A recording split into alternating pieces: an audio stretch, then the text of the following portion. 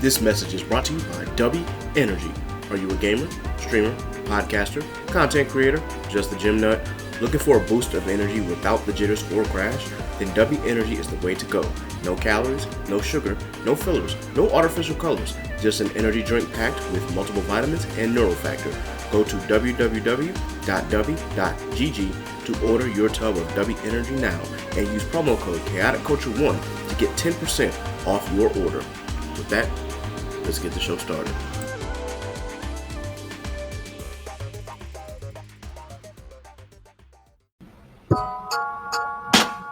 Get it started right. You are now tuned in to the Chaotic Culture Podcast.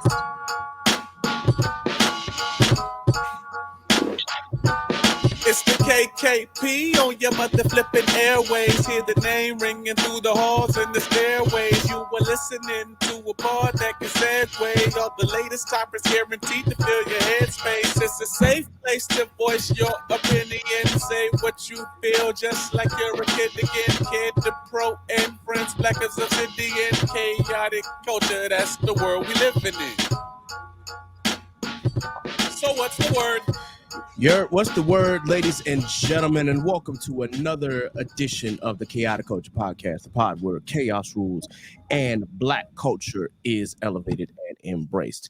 The Chaotic Culture Podcast is brought to you by W Energy, the official energy sponsor of the Chaotic Culture Podcast. Use promo code ChaoticCulture1 to get 10% off of your order. The Chaotic Culture Podcast is also brought to you by patreon.com/Chaotic Culture Pod. Subscribe to patreon.com to get bonus episodes and content, and of course, to help keep the lights on, you can subscribe at any amount for just $3. Once again, we just appreciate your support. If you are unfamiliar, of course, with us, this podcast will deep dive into modern black culture and how millennials and Gen Z can navigate the crazy parts from finances, music, black business highlights, content creators, home ownership, HBCU, sports, black nerdom, anime, wrestling, and so on. If it encompasses black culture, we are going to cover it. And live from the 410, I wanted to be sure I got that right. I am the host and the creator of the Chaotic Culture Podcast. This is your boy, Ked the Pro, a.k.a. the Calculator Millennial, a.k.a. the Encore presentation. Can I get an encore? Do you want more? A.k.a. your favorite toxic adjacent king, Ked the Poet, Ked the Closer, all of that good stuff. Ep.4 is me. Baltimore is the place to be. Always chaotic, never toxic most days. And back again, once again, with your favorite black culture highlights and black culture shenanigans. Of course, joining me today are two members of the Chaotic Culture Podcast. Of course, we got the co-pilot Law stepping in. I'm not sure from what undisclosed location he's at this time, but I'll go ahead and let him tell it. Law, go ahead and please introduce yourself, sir. What's going on, folks? It's your boy Law coming in from the 850. Chilling here in Pensacola with water's flowing. Just chilling. In school, one day at a time. January is very much upon us, so I graduate in January, and then I'll figure out where I'm gonna be stationed at. So yeah, sounds good, bro. Sounds good. And of course, live from Texas, we have the instant negator himself, Scuba Steve, sir. What's up, man? Hey, what up, man? What up, man? I like that. What up? It is I, Scuba Steve, aka Scholar's Dad or whatever, aka the Instant Negator, aka Gambit. Don't call me Gambit because I could never be your X-Man. What's going on? How you doing? Doing good, bro. So again, if you actually joined us not last week, but 2 weeks ago, we actually did an episode based off of wrestling themes and whatnot. So if you tuned into that episode, once again, we appreciate your support. And if you tuned in the week before that Diddy episode, or the continuation Diddy episode that I did where it was just me, actually got like almost 1,000 views between two videos. So wow, guys, thank you so much for supporting us here. That was crazy. Was not expecting that at all. But, we here and we're going to continue to put out some quality work. So if you like the work that we put out, please be sure, of course, that you like this video and, of course, that you subscribe on YouTube. That's youtube.com/Chaotic Culture Pod. Simple. All right. With that, y'all already know we start the podcast off with our mental health check. So I'm actually not going to go first this time if Scuba Steve actually wants to go first. Yeah, I'm doing good mentally. I just came back from San Francisco. It was a nice little trip. Went to go see Maxwell, Jasmine Sullivan. Well, technically that was in Oakland, but I mean, you're only 20 minutes away. Um, but was in San Francisco this weekend. I hung out with Keith, and enjoyed the concert. It was pretty cool. Um, I think mentally I'm good. I got to get back in shape. Start taking my health a little more serious. I went to the doctor today. I found out that my cholesterol is a little higher Ooh. than normal, so I'm gonna have to make sure I take care of that. Lay off some of the fried chicken and shit like that that I always eat, normal stuff. But yeah, man. Other than that, I'm good. Where? Law, how's your mental health been, bro? Hey man, this environment I'm in, they are basically doing the straight info dump on us.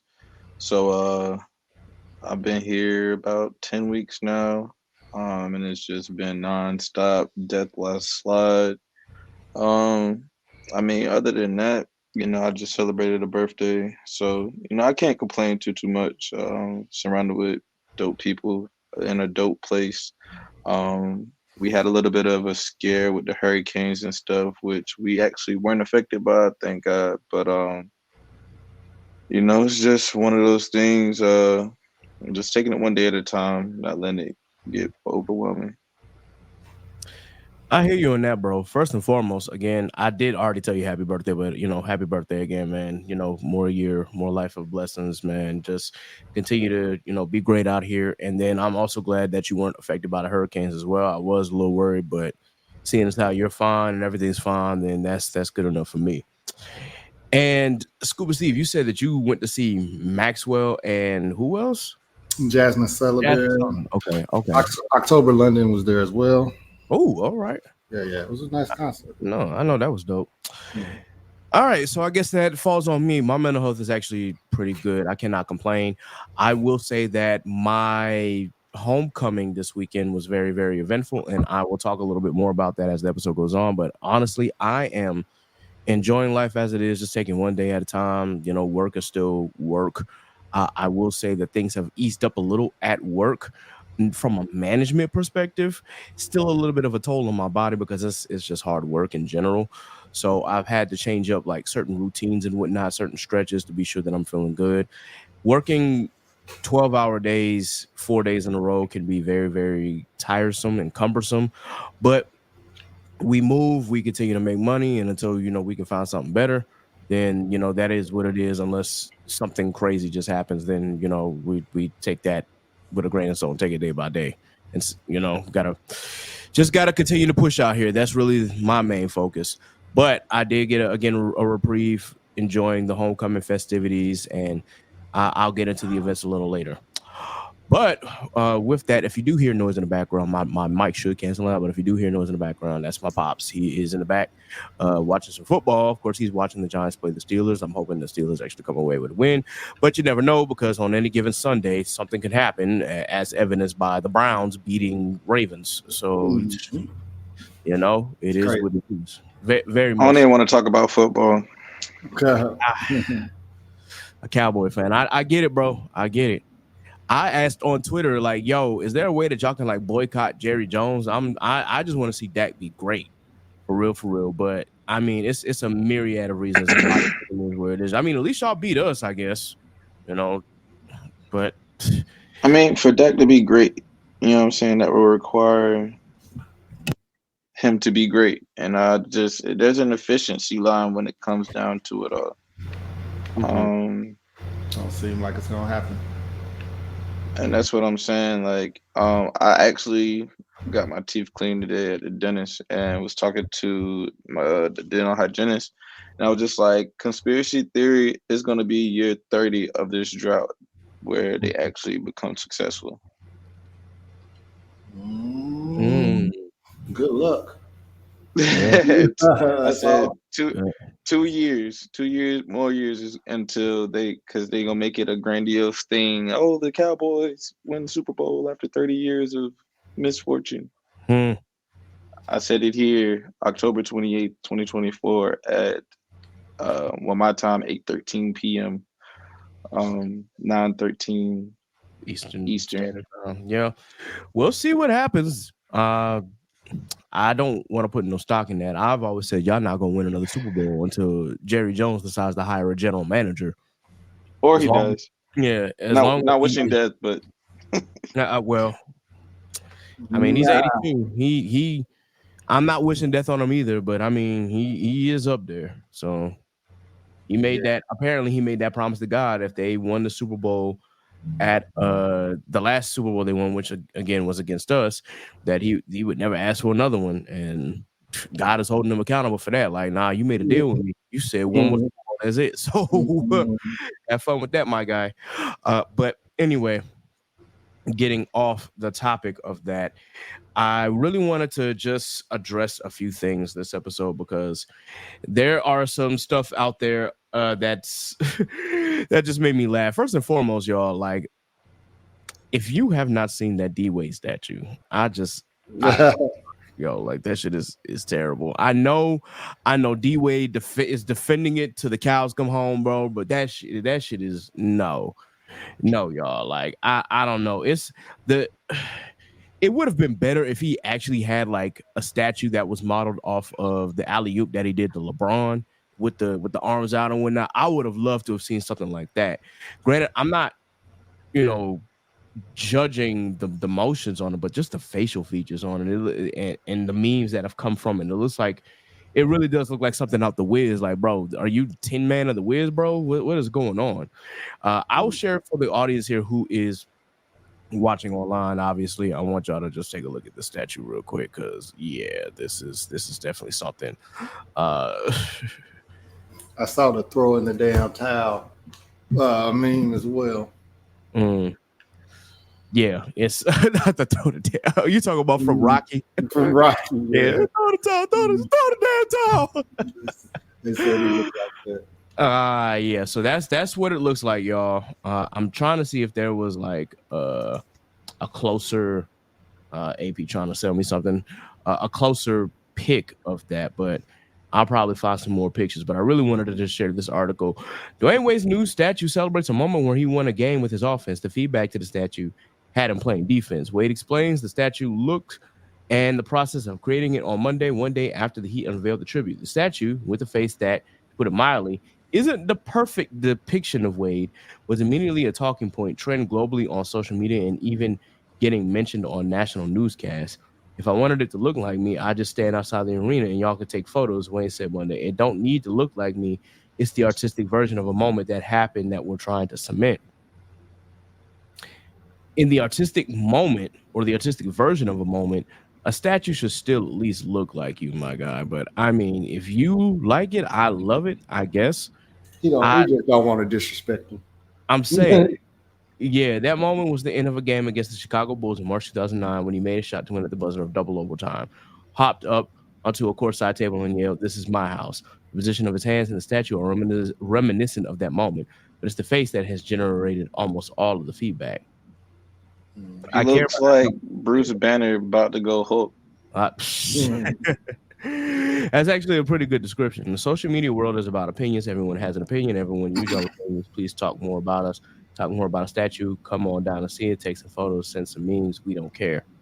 That sounds like you do care, my guy. But I mean, like I said, if you like it, I love it. I just think that this is it's just I don't know, bro. I can't call it. It definitely looks ugly. It's definitely got the memes going. But I'll let me see if I can find some closer pictures. Like if y'all could see that, like just it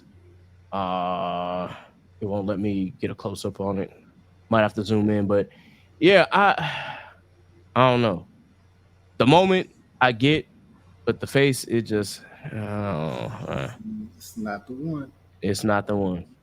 It's not the one. I also saw the there was a Star Wars meme where they had him encased in the as Han Solo had encased in the copper and shit.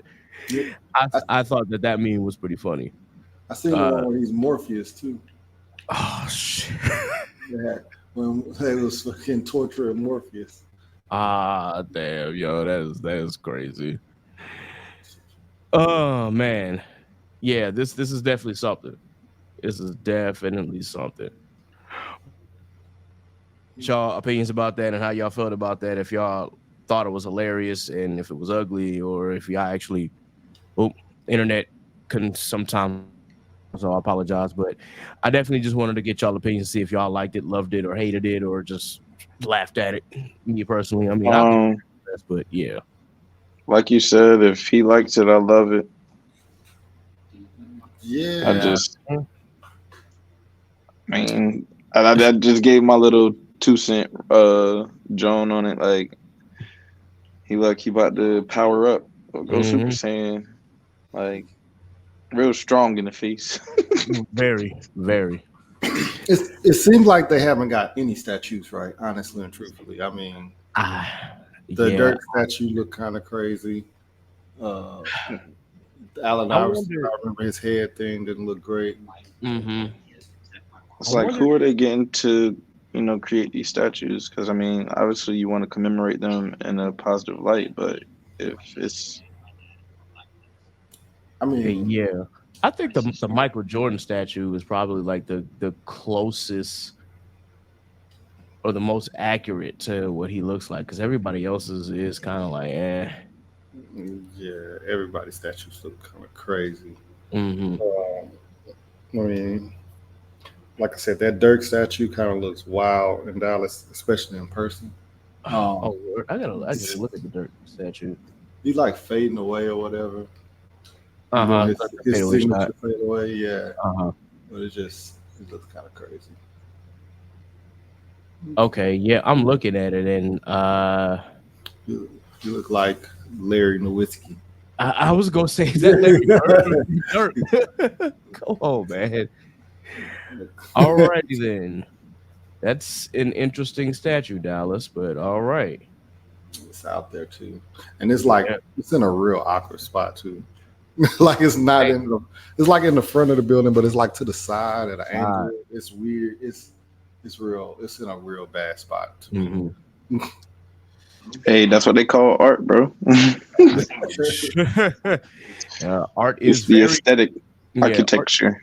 Art is very, very subjective, and yeah, this is definitely suggesting something or subjective of something. I don't know what, but yeah, I can't call it. I can't call it. What is doesn't Kobe have a statue now too? Like, I think Kobe did. Hold on, let me see what the Kobe statue looks like. Rest in peace to the one of the ghosts. Oh. But I apologize that my internet keeps going on. I don't know why it does that when I have great internet, but maybe it's just where my computer is. I have to fix that. But okay, well this isn't a bad photo at all, or a bad statue. Like, I think I like this one. So maybe the Kobe one was done right, but everybody else, it was blurry. But yeah, a lot of people's statues be looking weird, y'all. That's all I'm gonna say. All right, let me go ahead and stop sharing that because goodness gracious, I don't know what's going on with this Wi-Fi, but hopefully it continues to. We just go have to power through this episode, and hopefully this thing don't go out on us. All right, so I'm not sure if my co-hosts have been paying attention, from a political standpoint, but I wanted to bring this up because I think that this one might be a last-minute turning point on this election, but we'll see. If you did not, and rightfully so, if you did not see the Trump rally that was at Madison Square Garden a couple of days ago, I wouldn't blame you if you did, because I didn't watch that shit either. Why would I? But in particular, there was a comedian by the name of Tony Hinchcliffe who was invited, and if you've seen or heard his podcast called Kill Tony, it's actually really popular. Of course, he's a roaster, I guess. It kind of fits. However, during this rally, he decided to make a few comments or jokes that were just in really, really, really, and I know a lot of folk will try to spin this like, oh, well, you're just sensitive. Like, why does the world need to be this sensitive and whatnot? I'm like, there's a difference between towing the line and then just being like downright racist. Like, if you can't be funny without making a racist joke, chances are you're not that funny to start. But in one of the comments here, he said and I really want to make sure that I actually like get this right. It was there's a floating island of garbage. I think it's called Puerto Rico. Yeah. Like what what are we doing, y'all? Like, okay. Again, I get he was trying to be funny, but the thing is, yo, that is one. I know Puerto Rico's not a state, but Puerto Rico is still part of the United States. Number one, and that does not fit this bill of you trying to say that you embrace and love all Americans, because all you've just done is isolate now a whole island and a whole country of, well, not country, a territory in this case, of people. But also there are millions of Puerto Ricans who live in the mainland United States. And that is just a bold joke to make, knowing good and damn well that there are a lot of Hispanics who actually support Trump. But the thing is, he didn't address it. The people after him didn't address it. It was like there was some damage control afterwards from Republicans who were not a part of this event, but you still haven't gotten an apology from Trump, and you probably never will. And then on top of that, it's just, that's a really quick way for you to isolate a whole group of people in less than 8 days before the election. Now, I'm gonna read the article, share it with everybody, and then I'm gonna get and see what everybody has to say about this comedian. Again, it's just ridiculous show. The stand-up comedian Tony Hinchcliffe took the stage early in former President Donald J. Trump's rally at Madison Square Garden on Sunday, hurling a wave of insults and vulgar statements at minority groups, including Jews, Latinos, and African Americans. Many in the crowd, which was predominantly white with a significant number of Latinos, groaned when Hinchcliffe said Puerto Rico was a floating island of garbage, and when he called out a black man in the audience with a reference to watermelon. His comments drew swift condemnation, including from Bad Bunny, Jennifer Lopez, Lin-Manuel Miranda, Ricky Martin, and other celebrities with ties to Puerto Rico. Hinchcliffe has made a name for himself by making offensive remarks, including a tasteless joke about the NBA star Kobe Bryant the day he was killed in a helicopter crash in 2020. While Hinchcliffe may not be widely known, he's a fixture in comedy circles as a frequent guest on the Joe Rogan Experience and as a host of weekly podcast Kill Tony. He is known for a roast style of insult comedy. Yeah, we know Don Rickles is a comedy hero and whatever. He has hosted the Kill Tony podcast for nearly a decade. Who gives a fuck? Excuse my language. Hinchcliffe has faced backlash before. I wanted to get to this part. After a 2021 sit in Austin, Hinchcliffe was criticized for using a racial slur to describe Pendang, an Asian American stand-up comedian and actor, after a clip of a performance circulated widely online. To apologize. I knew that what I had done was not wrong, he told Variety. He added, my stance is that comedians should never apologize for a joke, should never stop working if everyone comes after them, and should never slow down. In fact, they should utilize anything that happens to them for more material. Okay. I just want to read this last thing. He says, censorship is among us people, Hinchcliffe told the crowd. It's a very, very, very big deal, and I'm just here to say that you guys are for the right candidate. Once again, I've made the point that if you cannot tell a joke without being overtly racist, then you're not funny. You're not. Like, there's ways that you can toe the line, and there's ways you can, slam your own people and whatnot. But to make comments like that in a joking manner by using overt stereotypes and then calling a part of the United States a floating island of garbage, like, yo, you are bold, my guy. But of course he refuses to apologize, and DJT to apologize. But yeah, I just want to say, like, if there are any Puerto Ricans who are listening to this, I'm sorry that y'all had to hear that, especially those who were probably going to vote for Trump and then realize, oh, it's like one of those what's the word I'm like, the leopard eating people's faces party. I knew that the leopard would eat people's faces. I just didn't know the leopard would eat my face. That's kind of what this feels like, because I did see on CNN, and I rarely watch CNN nowadays because it's yeah. But there was a Puerto Rican on CNN who was in Philly who had voted early for Trump, and then he hears this, and now he regrets his vote. Well, my guy, we've been trying to tell you this for the last Trump's been a candidate since 2015, 9 years. Yeah, y'all just Like, now figuring that out. What are we doing, guys? Like, yo, he's literally been in the political circle since 2015, and he's been saying these shits for years. And it's just like y'all all Hurricane Maria, how he went to the little island and then was throwing paper towels in the crowd. Like, I don't get it. I don't get it. I don't know why you guys would abuse yourself and go back to that candidate. That's just me personally. It's like it's self-harm. It's like, oh, well, he's gonna help fix the economy. No, he will not. Sales tax will only hurt the economy. But I'm not trying to make this political. I just wanted to point out that you voted for somebody. Uh-oh. We got Frozen Kid.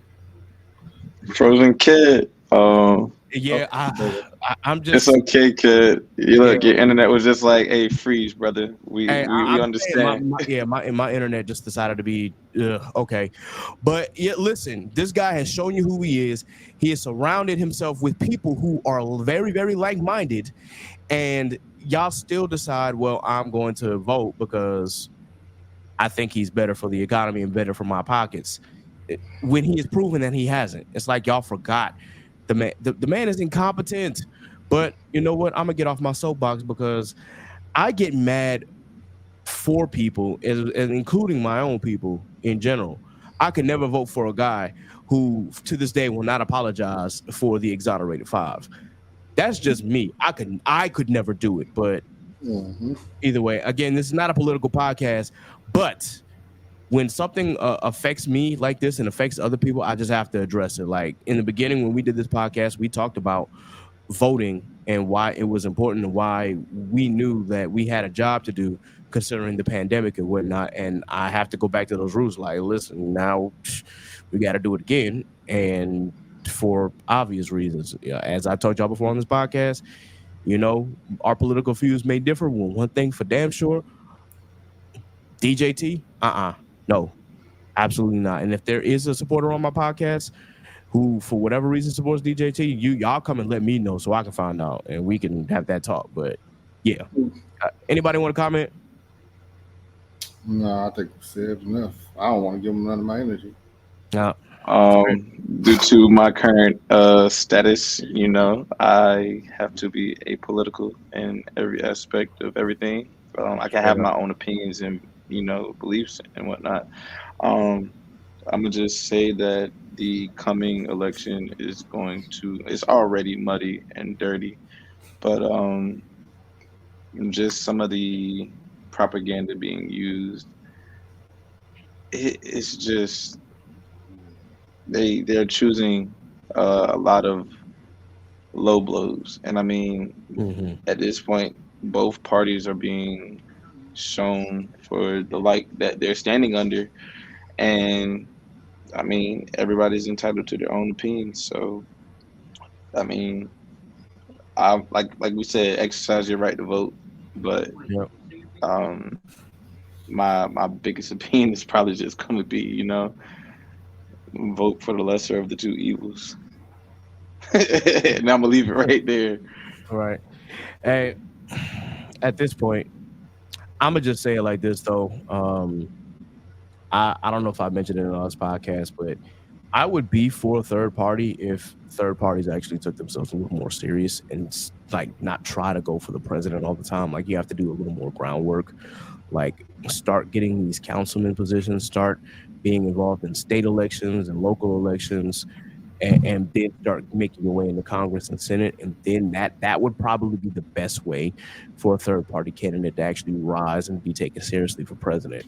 That's just my opinion on that. Or just go like independent and claim no party and have the backing. You know, that's obviously what it is. But I again, I know that I'm biased, but I have a reason to be just because of the stuff that I've seen and heard. And I don't know how else to say it, but anyway.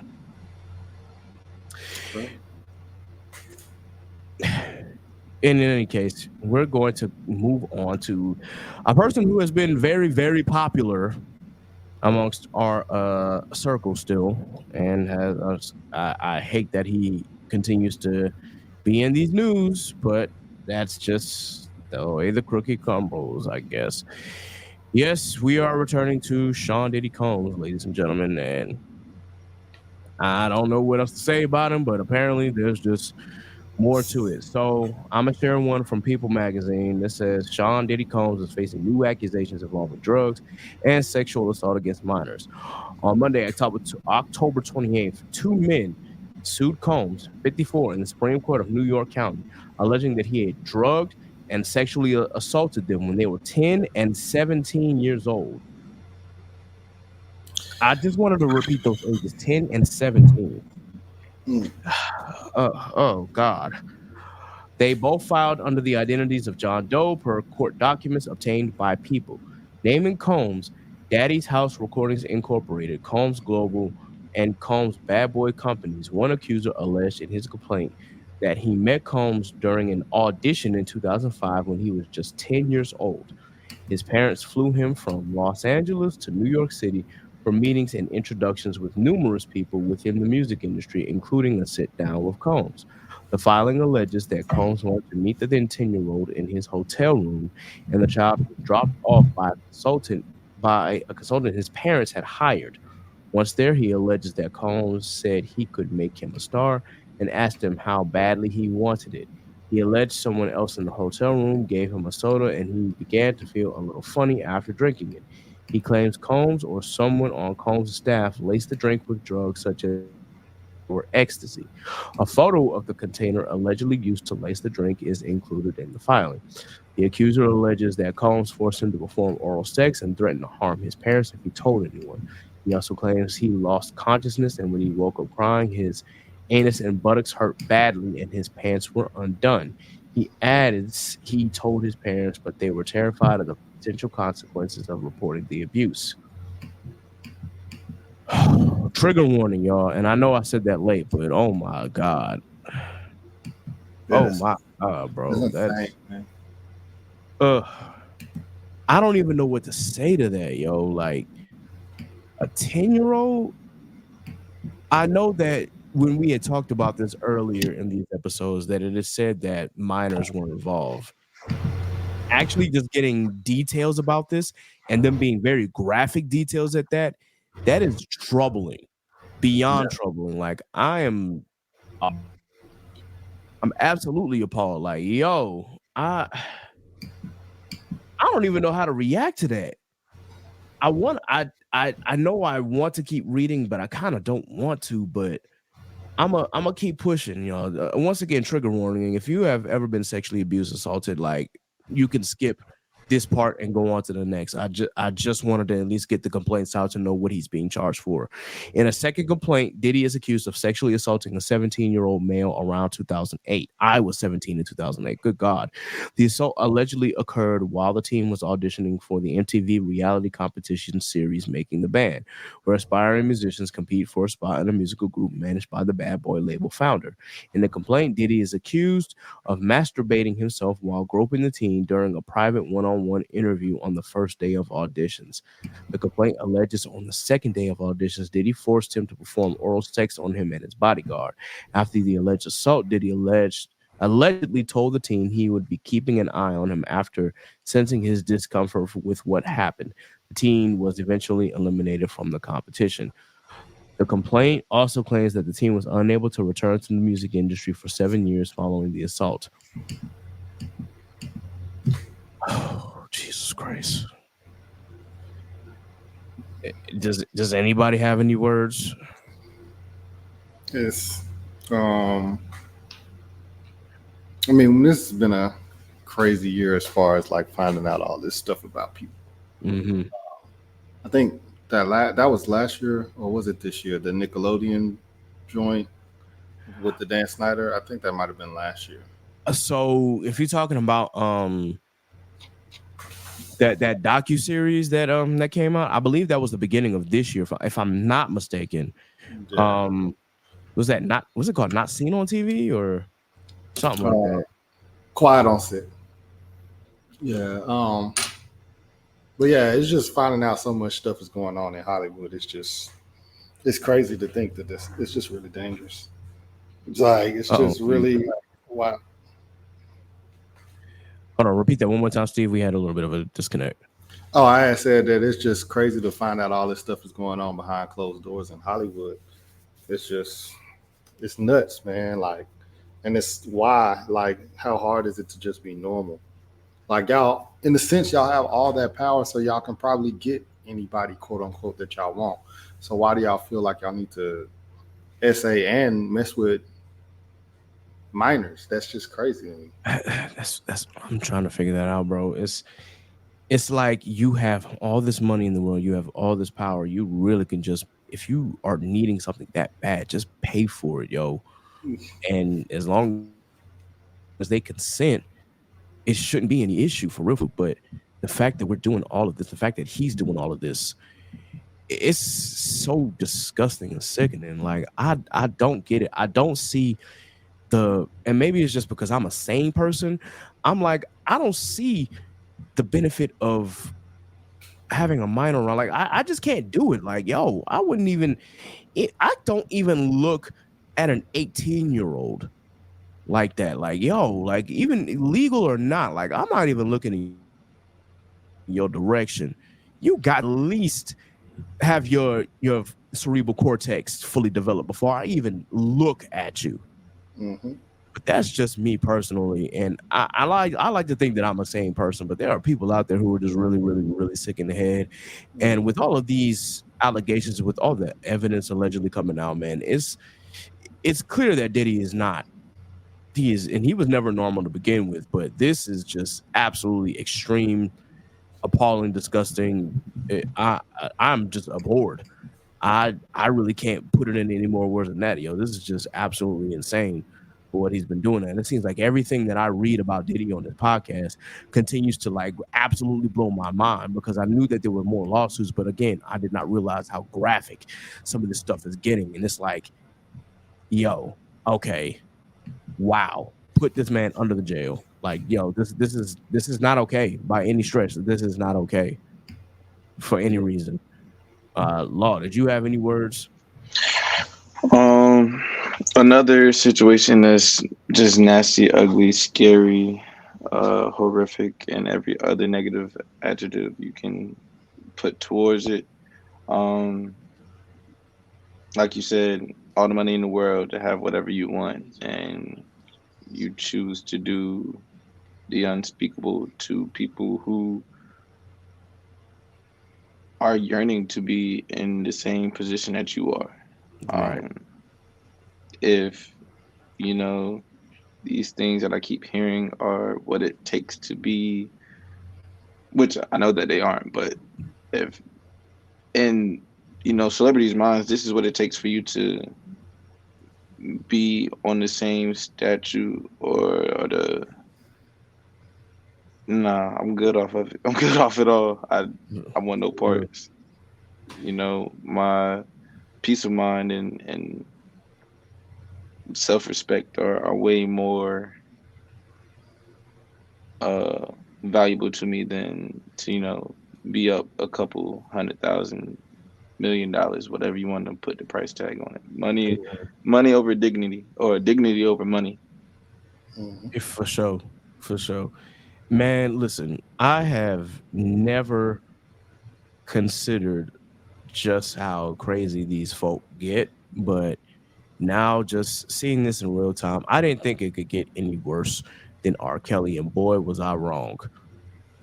That's all I gotta say. Like, yo, this dude is absolutely 100% insane, and it's going to be once again really difficult. But like, now I gotta start removing this man's music from my playlist, yo. Like, and granted, a lot of the stuff that he made, like if I hear his voice and whatnot, that's one thing. Like, I can't take any Biggie stuff off. I'm like, all right, Total stuff, Danny Kane, whatever the deal is. But any song that he makes, like, it's really gonna be hard. Like Bad Boys for Life is probably, I'm obviously, not gonna be able to hear that. I won't be able to hear I Need a Girl Part 1 and Part 2 the same way anymore. It's like, yo, because now I'm reminded what he's doing. All About the Benjamins, that's gonna be like the one song that it's gonna be difficult to let go of, but it's like I gotta do it.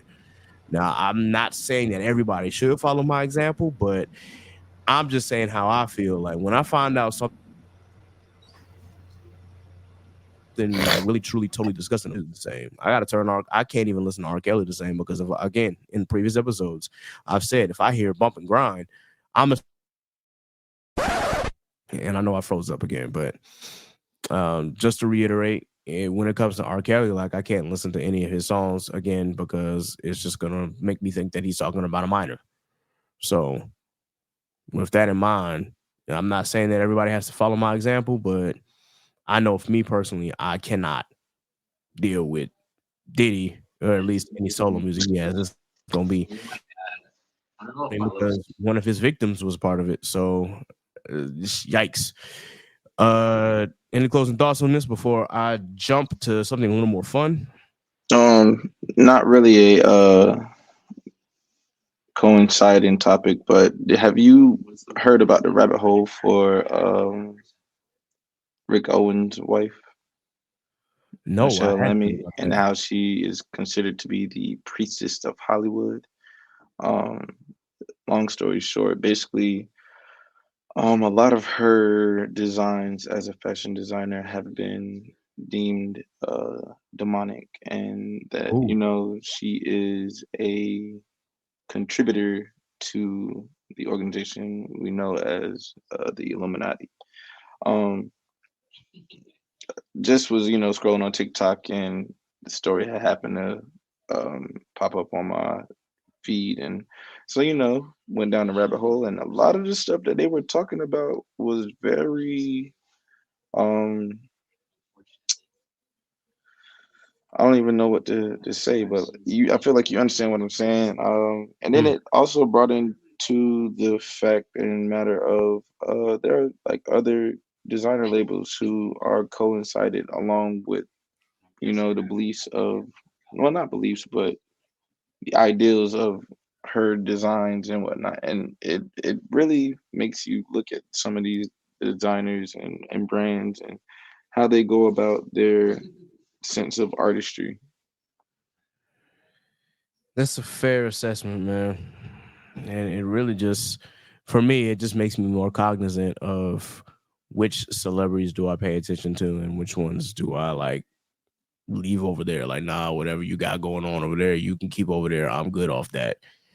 So I've said on this podcast before, like, just be mindful of the celebrities you keep as your inspirations and your influences, because some of these folk out here don't got the common sense God gave a rock.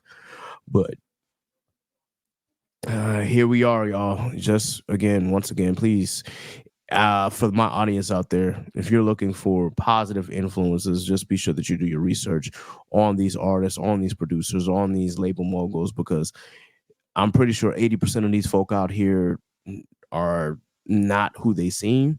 And I know that T might give us an idea of who they are, but we really don't know who these people are unless you're family members. And even then, you may not know who they are.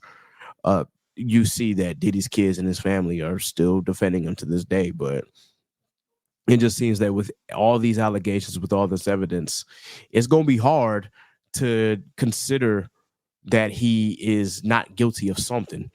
It's like if one person accused you of something or two people, okay, but when it's multitude of people, somebody ain't lying. Yeah, it's a lot, and it's like I said, it's a lot of charges. Uh, he going to jail, like, and he's staying there for a long time. You're going to jail. Yeah. You're going to jail. I don't know why I thought about that, but I just needed to laugh real quick. Yeah, I wholeheartedly believe that he will be in prison. So, yeah.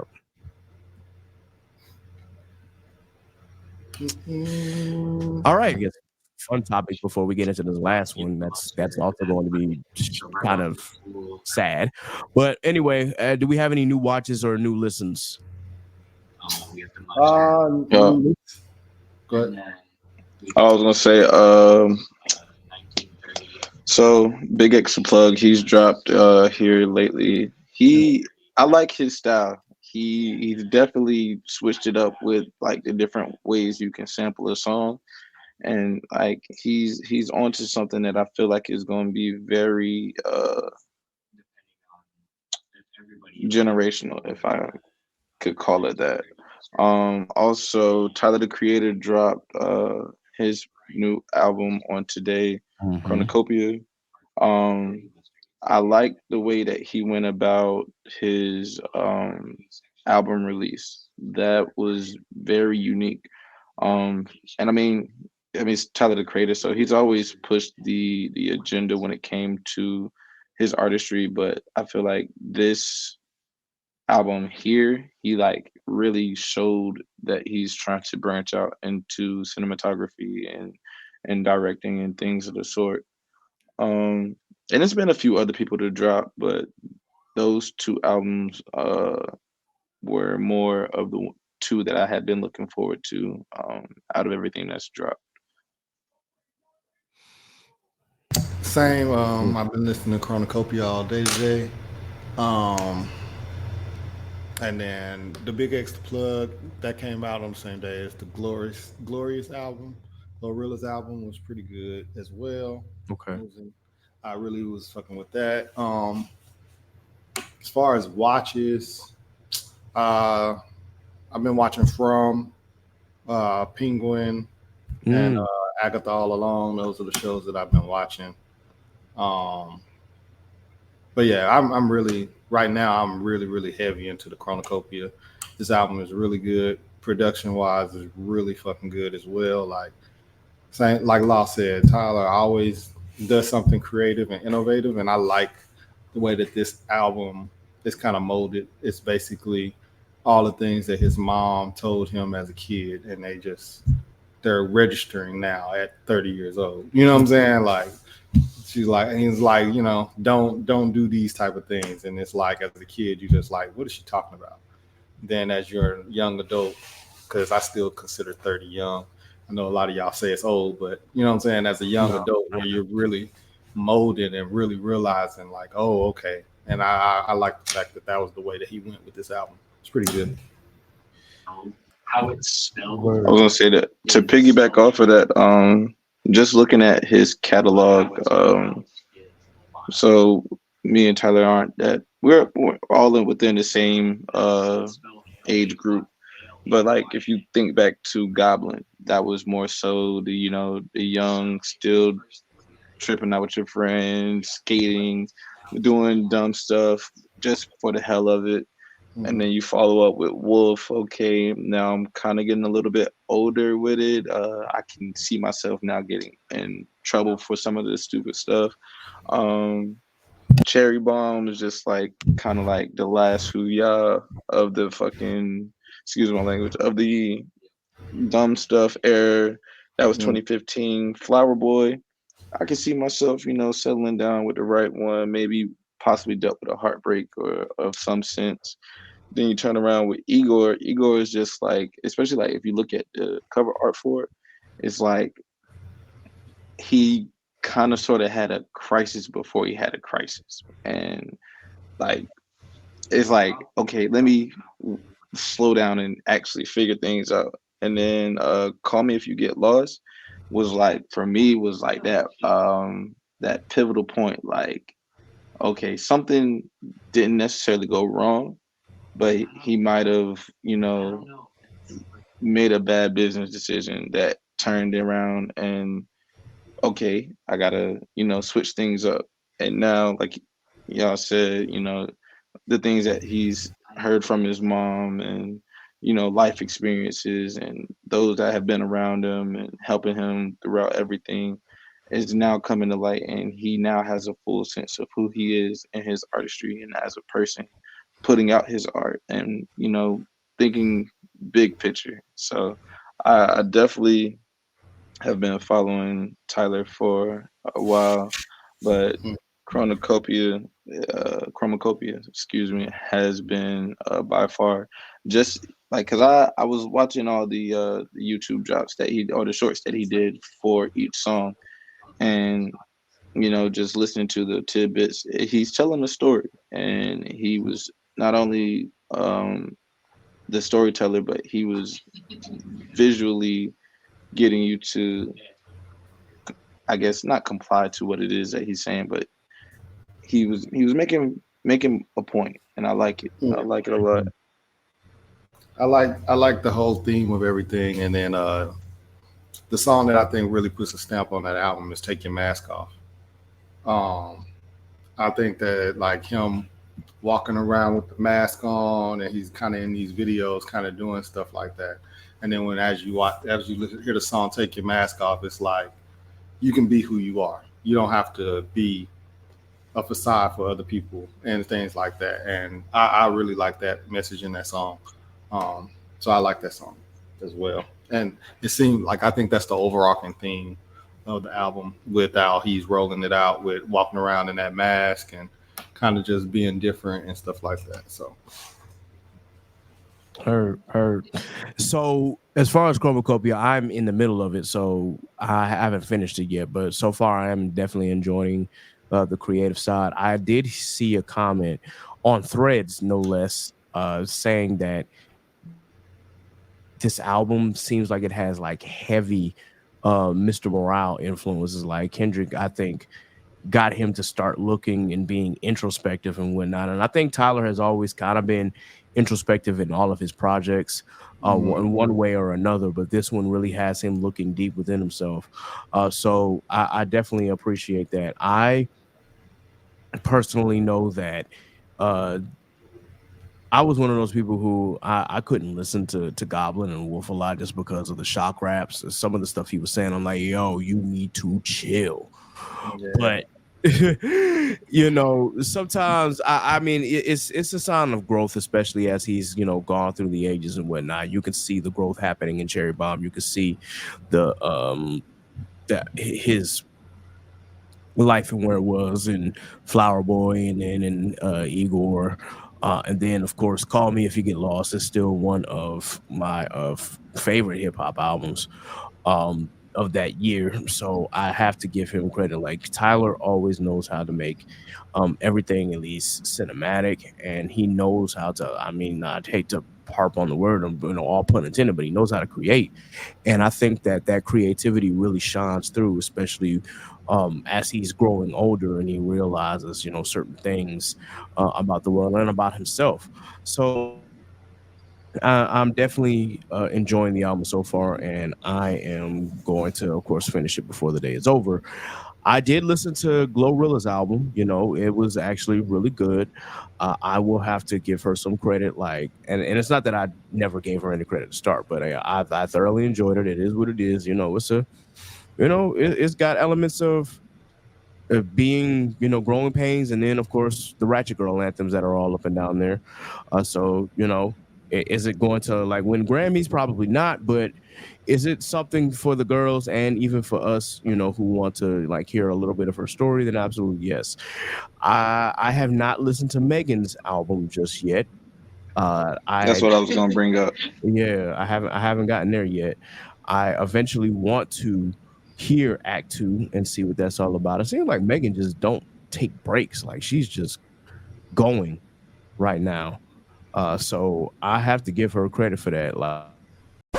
They say She's just putting out of stuff that of course she hasn't released, and then her my her bad. previous album, Megan.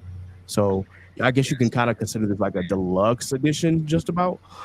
So that's kind of what I'm treating it as, but I will eventually get to that. There was somebody else who I wanted to mention, but for whatever reason, I can't put my so I finally got around to um what's his name? Leon Thomas. I finally got around to Mutt. hmm And goodness gracious, that man can write music, bro. That bro can sing and he can write music. Mutt is a phenomenal R&B album. If you have not checked it out, like just go listen. Just go listen. Like I can't explain enough. And then there was another one that I listened to pretty late as well, and it was Shensia. Her album actually dropped all the way back in May, but I finally got around to it to listen to it, and I think it's it's very hit or miss. There are a lot of hit songs on there, and then there are a lot of stuff I'm like, okay, this feels like it's just fluff. But I also know that it's heavy reggae heavy dance hall influences on this album, but it's also a flare of pop to her music as well. That being said, it was still a decent listen, but I'm just gonna say this real quick. Like, yo, if I ever get a chance to see Shensi in person, like that is one fine ass black woman. That's all I'm gonna say. Shensi is fine.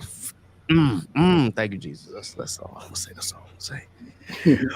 Yeah, had to get that out there, y'all. Like, yeah, but those are the ones that I've listened to so far. Um, at least new listens. I haven't really picked up on anything else just yet.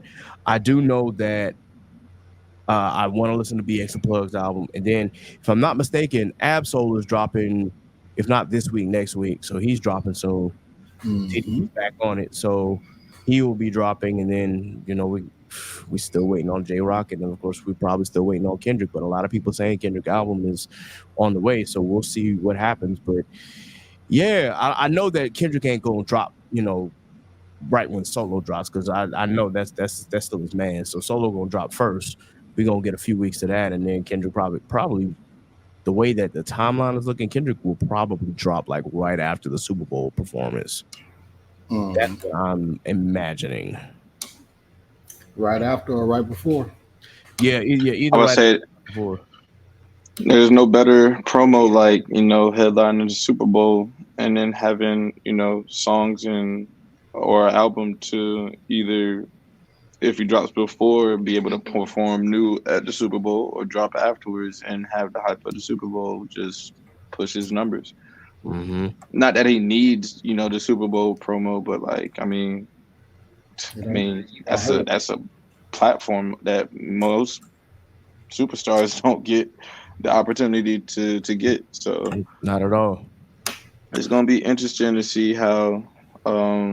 I said that Kendrick was probably gonna wait until the new year to drop, because especially with, I mean, he had a, in my sense, flawless victory to end this year, and he didn't even have to finish in the fourth quarter. Like, Mm-hmm. he put up his 30 and 30 double double uh some in the second quarter, or if I could use it as a analogy. Yeah, that's fair. That is absolutely fair, bro. So, and I'm looking forward to see what Kendrick got.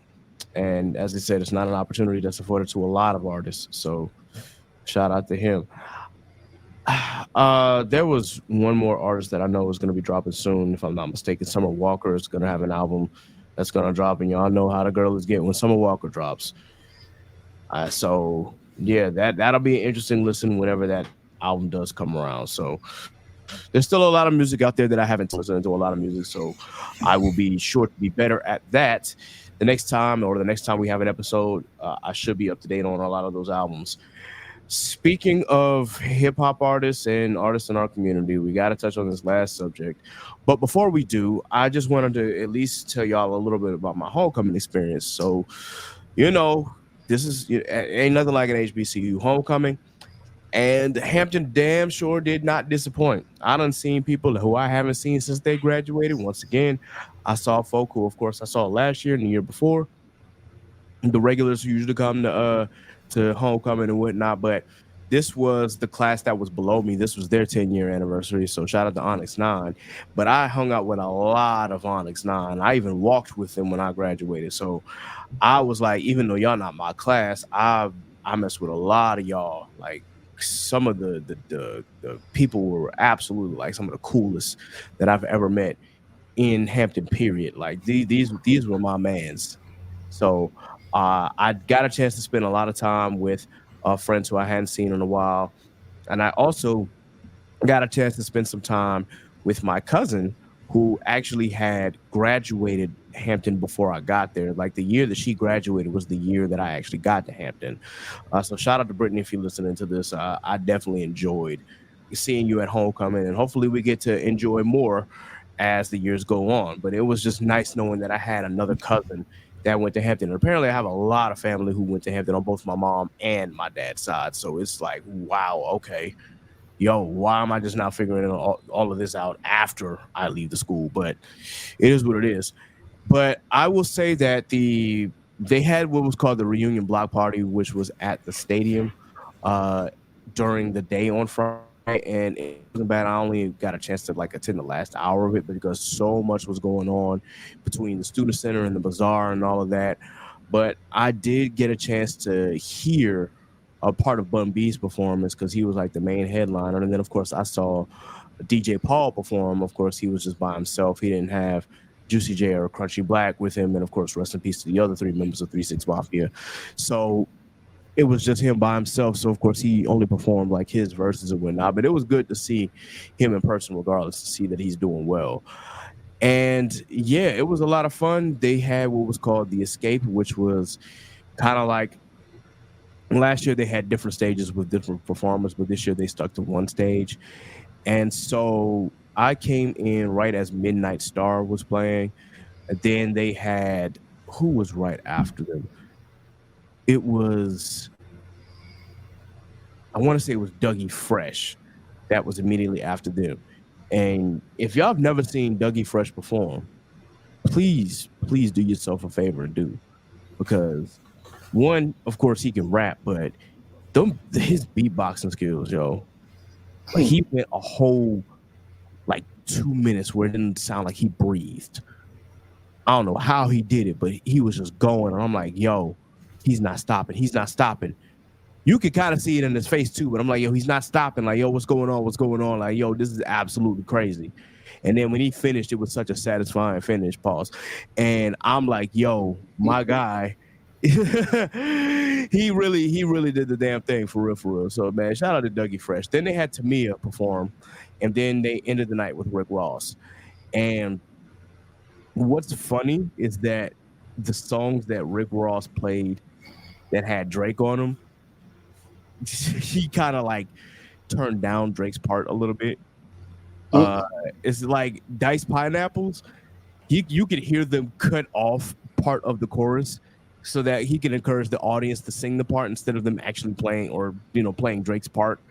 It was sort of hilarious. They would turn it up a little bit so you could hear the words and whatnot, but it was still just so funny. I'm like, yo, this is hilarious. Time like a Drake part comes on, turn down. Like Aston Martin music on Drake's part in the chorus, would have came back for you. He turned it all the way down and had the audience singing. I'm like, yo, this is hilarious. It's crazy.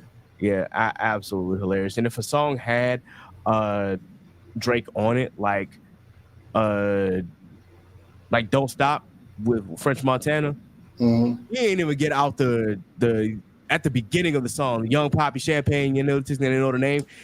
That part didn't even play.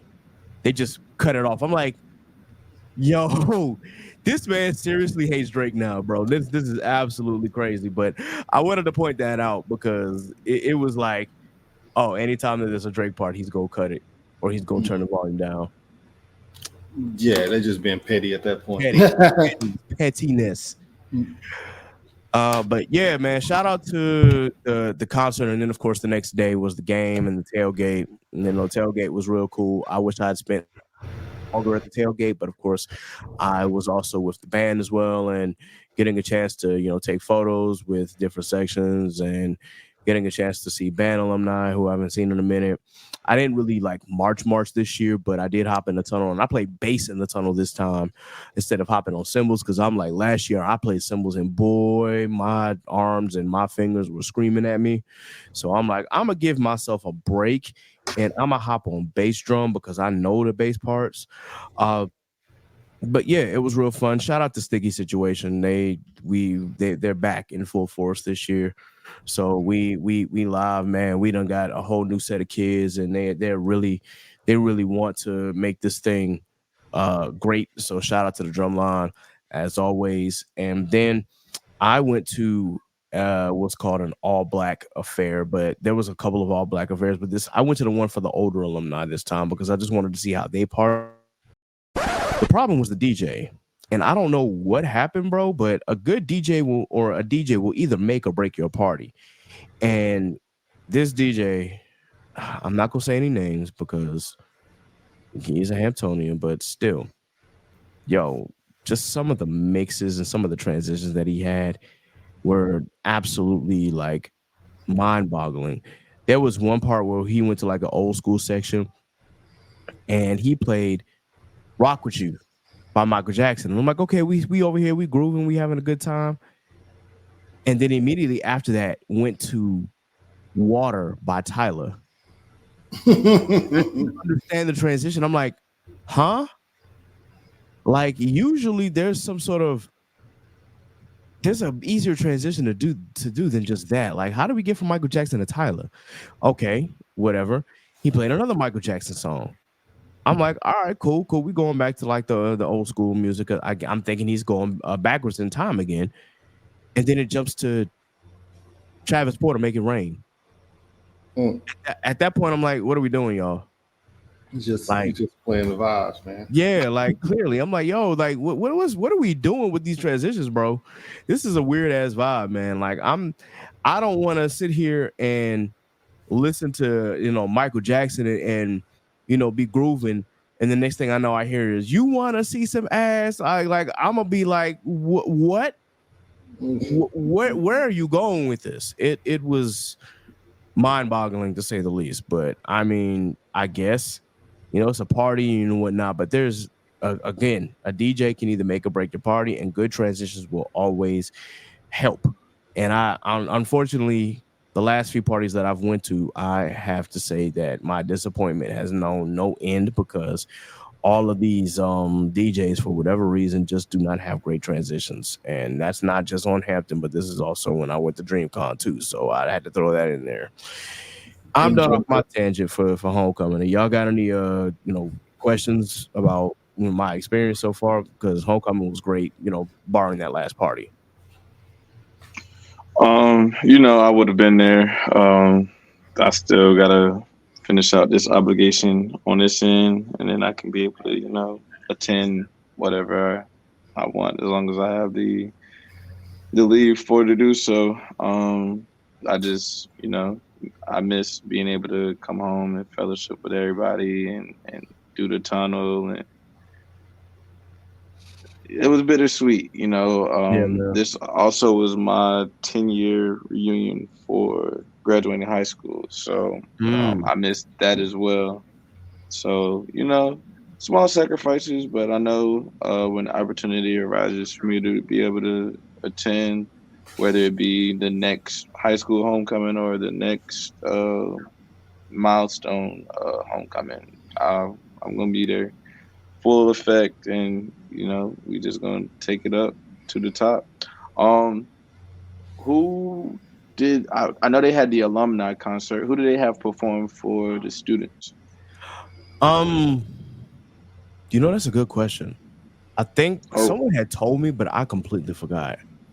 Because they usually put that out too, but I didn't see a posting for who it was that was performing. I didn't either. So or have they just made it a dual concert for both the alumni and students? Okay, so I have to apologize because during this episode, my Wi-Fi and I were not in agreement with each other, and clearly it's been showing with all the pauses and cuts and whatnot. So I do apologize about that, guys. The episode is going to continue, obviously, but if you hear some strange record scratches and whatnot, that's just me boxing with my internet. So moving on, let's get back to the episode. It's not a dual concert, though. I know that's alumni concert, though. You probably won't be able to participate in the open bar, but yeah, I wish I knew because they did have a concert that Thursday. I just cannot remember who pulled up, and they had told me too. I guess it went over my head. I guess I was drunk. That's all I could say. I was drinking a lot of liquor this weekend, y'all. Like it's a one-time thing. I had to live it up because it was homecoming. But yeah, I will ask my sources and figure out who performed. There was one fight in the student center. I won't say who because unfortunately, yeah, I'm gonna just keep it like that. But there was one fight. I would say you cut it out. Still fun. Yeah, still good miles of work. Oh, I cut out. Okay. Well, just wanted to say there was one fight, and I won't say who because I keep that on the low. But yeah, other than that, it was still fun, and still had a great time, and still enjoyed myself. Okay, let's go ahead and tackle this last topic. If there's nothing else, like anybody else wants to tackle before we get to this shit. Hey, Kat, I was gonna say, in the history of homecoming, is it really homecoming if it's not at least one fight? No. It's funny because Hampton, man, we got to be a little more self-aware of ourselves because what Hampton did was what did they do? Oh, I know what happened. Sorry, I got distracted because Pittsburgh just scored a touchdown. But somebody had recorded the Norfolk State's. I know I froze. I know. So they had said, "Oh, this is what happened at like Norfolk State's homecoming, and this is what's going on at Hampton's homecoming," and it shows like the whole student center and like doing a swag serve, which is a Hampton tradition at this point. But I was just like, "Yo, this kind of aged badly because now we have a fight." So really, what's going on? And a lot of the women were also upset because there's a trend going on of women wearing like these like the tennis style skirts that are like super super high up, so you can see them things thanging from a mile away. Mm-hmm. But people are like, is this a Hampton thing? Like, what's going on with Hampton? Like, when did it get ghetto? I'm like, this ain't a Hampton thing, but baby, this is a generational thing. This is a trend right now. Like, this is what the girl is dressing up is. Like, I have no say in the matter because one, I'm not a girl, and two, like I just ain't got no say in it. But that's what it is. But there's a lot of things that, of course, the older Hampton women were just like, yo, they would have never let us wear that to school. And I'm like, it's a new time, it's a new president, there are new rules. Just to let you know, Ogden attire is no longer a thing. So you mean I had to wear my musty dusty black suit and tie? Oh man, that's crazy. Bro, when I heard that, I was like, yo, what? I know I ain't been out the loop that long, but yeah, apparently, Ogden attire is not. I think, granted, now the stuff that I went to last year, I can understand if it didn't require Ogden attire. Like when you go to certain like pageants or certain things that's like for the kids and whatnot, or for the students, that's not like really formal. I get that, but just taking it away altogether, that was news to me. I'm like, oh, okay. And apparently the do-rag and bonnet thing is no longer a thing either. So I mean, like you said, that's a generational thing because yeah, before, I'll say before 2010, you weren't going out the house with no bonnet, no do rag on. Like right. you had to at least be somewhat put together. Whether you know what I'm saying, like sweatpants, whatever, leggings, cool. But like I don't know, as we got closer towards when I got to Hampton and beyond, like everything just started to slip, and Mhm. I mean, you can't really be upset at it because I mean, that's just like I could still be butthurt, that my sister got a phone when she was 12 and I didn't get a phone until I mean, granted it's 5-year difference, but I didn't get a phone. Like I'm not holding on to that grudge. I mean, Mhm. it's a lot more stuff that my sister's generation is dealing with than what I had to deal with. So I Yeah. understand it for the times, but it's it's the same thing when it comes to us being the new adults. Like, Mhm. yeah, we didn't create a lot of the problems that we see, but what we can do is try to kind of continue to voice our opinions and advocate and try to be the role models that we want our Mhm. young people to be. And so, with the opportunity that I've been granted with where I'm at now, just, being out and about, um, it makes me move with a different sense of purpose. Fair. Yep. Yep. Real quick, Steve, have you gotten a chance to go to any homecomings this year, bro? No. I was supposed to go to my high school homecoming, but I've never been to my high school any of those games. After I graduated, I was like, ah. And everybody always going. If y'all don't know, DeSoto High School is like a big football school and shit. Mm-hmm. But yeah, I just ain't never went. And then PV homecoming was actually this weekend, but I also went to Maxwell, so did Ah, okay. not did not go there. but I do want to make an appearance at a PV homecoming for old time's sakes. For me though, like I don't even necessarily have to go to a homecoming because I can go to Grambling PV. They treat that shit like it's homecoming. They treat that shit like it's homecoming. I don't know why. Even though I know homecoming is bigger as far as like the whole event itself, or the whole weekend itself, but like the game, you can go to Grambling PV game and you're gonna run into every single person from that you graduated with. Okay. Yeah, that shit is a whole thing. Where I one day. Oh, also, yeah, the football team also won as well. We beat Elon University, not Elon Musk, Elon University. For those who don't know, it's the I University. must say Elon Musk. Nah, but yeah, they won 41-21. I was kind of shocked myself. I was like, oh, I did not expect us to win like that, but hey, we won, so I'm not complaining. So yeah, we won our homecoming. Yeah, That put shout out. them up to what, 5-5-3? Yeah, they're 5-3 now, which Okay. is great because usually by this time we either fighting to be 500 or we below 500. So to see that we 2 games above, and I'm just hoping that we can win 6 and I'm qualify for the playoffs. I'm liking all this BTA that they've been handing out too. Shout out to them Aggies.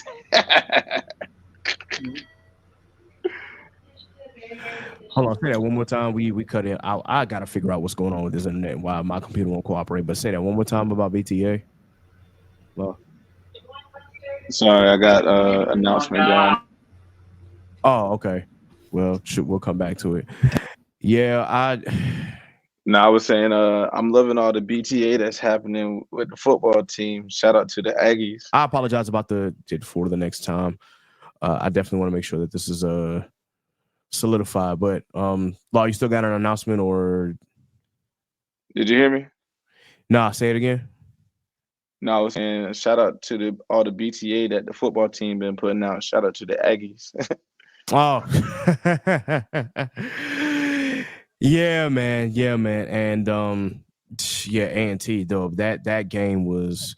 I know the people who attend A&T would be like, oh, homecoming is much more than the football game if we're in cool, but if not, it's really about the whole experience. And like, I'm gonna give it to them. Their homecomings, from what I've been seeing, are great. Like they're absolutely great, but there's more. I don't know. Just for me, I'm like, it makes it more fun when you can actually win too. But that being said, I love watching the game of football, and because I'm a bandhead, of course, I'm a participant in the game. A lot of alumni, of course, were there, but then a lot of alumni were not at the game as well. They was at the tailgates and whatnot. So, it's a whole experience. Maybe next year I'll get a chance to be more at the tailgates. We'll see what happens. Okay, so we've covered all the fun stuff. Let's get to this last thing, guys. Man, listen, I don't know. Hip hop seems to be in such a weird state. It's like you've got real rap, of course, is coming back and is making a comeback. Thank God. But then you've also got the shit that's happening behind the scenes. That man, Cat Williams was it's a herald, yo. He's And yet again, my Wi-Fi continues to be my number one op at the moment. So bear with me as we get through the rest of this episode, guys. It's almost finished. Continue. We got to talk about Lil Durk and this whole shit. Yeah. Man, like, oh. Man, y'all. So for those who hadn't heard, I'm gonna go ahead and just share the article. But rapper Lil Durk was arrested Thursday in Florida by U.S. Marshals on a charge of murder for hire, according to booking records. The 32-year-old artist from Chicago, whose legal name is Dirk Devontae Banks, was booked into the Broward County Jail and is being held without bail. NBC News is out to the U.S. Marshals and reps for Lil Durk for comment. It comes as 5 people associated with his hip-hop collective, Only the Family, or OTF, were arrested on a federal indictment in California accusing of committing murder for hire that resulted in death and was allegedly done in revenge for the death of a fellow group member. 3 alleged OTF members, Kavon London Grant, known as Cuz or Vonnie, DeAndre Dontrell Wilson, known as Diddy, Asa Houston, known as Boogie, were charged by a grand jury their alleged part in the murder, according to the court documents filed October 17th and unsealed Thursday. Keith Jones, aka Flacca, and David Brian Lindsay, aka Brown Eyes, both said to be members of other gangs in Chicago, according to the documents, were also indicted. The five men could not be immediately reached for comment Friday. OTF produces and sells hip hop music from artists primarily from Chicago. Lil Durk is the founder of the collective, according to the Chicago Tribune, and has a 2008 album under the same title. The charging document says that on November 6, 2020, a high-ranking OTF member described by the initials DB got into a physical altercation with someone referred to only as TB at a nightclub in Atlanta, Georgia. During that fight, prosecutors say an associate of TB pulled out a gun and shot DB multiple times, killing him. Though the victim was not named in the charge sheet, on that same day in 2020, NBC News covered the death of Daquan Bennett, a rapper who went by King Von in Atlanta, who was part of OTF and collaborated with Lil Durk on music. After DB's death, a person described as co-conspirator one made clear in coded language that they would pay a bounty or monetary reward to anyone who took part in killing TB for his role in DB's murder, the indictment said. There on August 8th, 2020, the conspirators learned that TB was staying in a hotel in Los Angeles, the filing said. This is a lot, y'all. After learning of TB's location, Wilson, Jones, Lindsay, and Houston, and a person described as co-conspirator from Chicago to Los Angeles for the purpose of murdering TB. That day, Grant also traveled by private jet from Florida to Los Angeles, according to the indictment. On August 19th, 2022, Grant, Wilson, Jones, Lindsay, and Houston, and co-conspirator 2 used two vehicles to track, stalk, and attempt to kill TB by gunfire, including with a fully automatic firearm, resulting in the death of SR, who was a passenger in TB's vehicle. The indictment said that on that day, Grant, Wilson, Jones, Lindsay, and Houston, and co-conspirator 2 tracked TB's black Escalade to a gas station on Beverly Boulevard in Houston and rode their vehicle to an alley behind the gas station and park so that Jones and Lindsay and co-conspirator 2 could attempt to murder TB. Jones, Lindsay, and co-conspirator 2 allegedly fired multiple shots at TB, but ended up killing SR, and Wilson paid the bounty monetary reward on behalf of co-conspirators, the document said. The charging document said the five and co-conspirators used facilities of interstate and foreign commerce, such as planes, cars, cell phones, and the internet, with intent that the murder of T committed. Grant allegedly produced cars, ski masks, and firearms that were used to find, track, and kill TB, the indictment said. The indictment for the five men is on charges of conspiracy and the use of interstate facilities to commit murder for hire, resulting in death, use, carry, and discharge of firearms and machine guns, possession of such firearms in the furtherance of a crime of violence resulting in death, possession of a machine gun, and criminal forfeiture. It is not immediately clear if the men have retained attorneys. Oh, my God. Durk, God damn, bro. Excuse my language, Father God, but bro, it's some heavy stuff, y'all. Allegedly, there's also more to this. There was some info regarding this murder for hire case that had to deal with Quando Rondo, of course, and the death of King Von and whatnot, and that there was also charges related to trying to have a bounty on Quando Rondo as well. In which case, if I'm not mistaken, there was an incident where Quando Rondo was okay, but somebody else in his entourage was killed. Yeah. So yeah, it's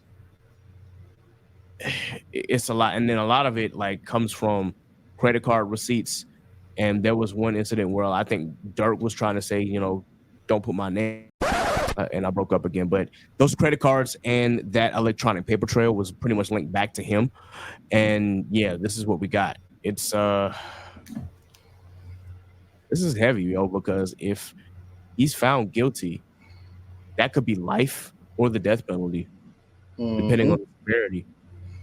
Yeah. And it's just crazy because there's a Lil Durk lyric that says, it's crazy how I think about revenge more than getting to the money. And it's just like, you let revenge drive you to make stupid decisions. And now you about to, I don't know, man. It's like you could take a nigga out the hood, but you just can't take the hood out the nigga, bro. And I wish I didn't have to say that. But it's like, and for reference, y'all, none of us here bang, but still, it's like, bro, you made it out, and yet you still let this shit influence you. So, and it's like, yeah, your man's both of your mans unfortunately suffered and passed, but the fact that you were so focused on revenge instead of just letting things, be what they may be and letting karma do its work, you decided to pursue vengeance, and now you about to get locked up for the rest of your life if Yeah. Yeah. they find you guilty for it, bro. Like this is crazy, man. Like and again, I like Dirk. I'm not the biggest Chicago drill rap fan, but I do like Dirk, and I like a lot of his music. Hmm. So to see that, it's crazy. The one funny part of this though is that it did have DJ Academics cry, and I'm not trying to laugh at that man pain, but y'all know how I feel about Academics. So seeing him cry actually made me laugh a little bit. But in retrospect of that, I kind of feel like the same because it's like, yo, like this dude had a promising career. He's only a year younger than me. He was out of all of the Chicago drill rappers, he seemed to be the one that actually like had a huge impact because you don't hear too much about Lil Bibby anymore. You don't hear too much from um Chief Keef as much, though he did just drop an album this year, but you don't hear a lot from him, but you always go hear Dirk's name. And now it's like, damn, yo, you find yourself in the same predicament, or in a similar predicament as Young Thug. And now that picture is gonna age even terribly because it's like, damn, two of those bloke who was looking at music and looking at the computer screen. Now both of them about to be locked up for life. Thug might be able to get away depending on the situation, but if the evidence, I catch little tidbits on his trial, and they've Mhm. been saying that just because of how everything's been going with the legality of things, he's been catching dubs in terms of the litigation and everything. Mhm. So, like you said, yeah, it's a possibility. But I was gonna say a precursor to all of this madness really started when Pooh Shiesty got locked up. Yeah. When they started, dissecting the lyrics and we're trying to put lyrics to what was happening, that was in my mindset the okay, y'all make these songs. And really before that, I mean, look at TK. And Yeah. that's like 5 to maybe 6 years before Pooh Shiesty got locked. So these rappers and drill artists and like they got to be cognizant of what they putting in these lyrics because Hip hop police, that other shit been around since Chameleonaire, man. Mm-hmm. the one wrong move or anything that you've put to sound can and not. And I mean they're doing it now. So you got to get more lyrical with it or find entendres to paint your picture. But just to outright, say it blatantly, I'm gonna get it back in blood. So on, they'll go back and fact check you. They're gonna use all that in court too. That's what's so crazy. Yeah. All of this is about to get used in court. It's bruh. I'm just I don't know whether to be upset or disappointed or a little bit of both. It's probably a little bit of both, bro, because this is just But then it's also insane. part of you that's like, you kind of sort of expected it, not saying that we are praying and hoping for their downfall, but it's just like you can only beat a dead horse, but so many different ways before it comes back on you. Like I don't know, Yeah, man. And there was another conversation, or at least not a conversation, but more so a piece on YouTube that I was watching, and I think it had to deal with Justin Hunt, aka the company man again. But some of the things that like really stuck out to me is that when you come from like that block, like O Block or anywhere that's like in the Chicago gang activity with GDs and anybody else who's involved and whatnot, like that, it just shows just like the kind of culture that these people are like bred from. And again, we try to preach like don't to not be like a product of your environment, and any generational curses that you can break, do your best to break them and whatnot. But it's sometimes when people don't get the right amount of healing or the right amount of guidance or therapy, and those generational curses will literally follow them even in success. And unfortunately, it just so happened that it followed Dirk into success as well. And it's sad to see, because it's like he showed a lot of promise, but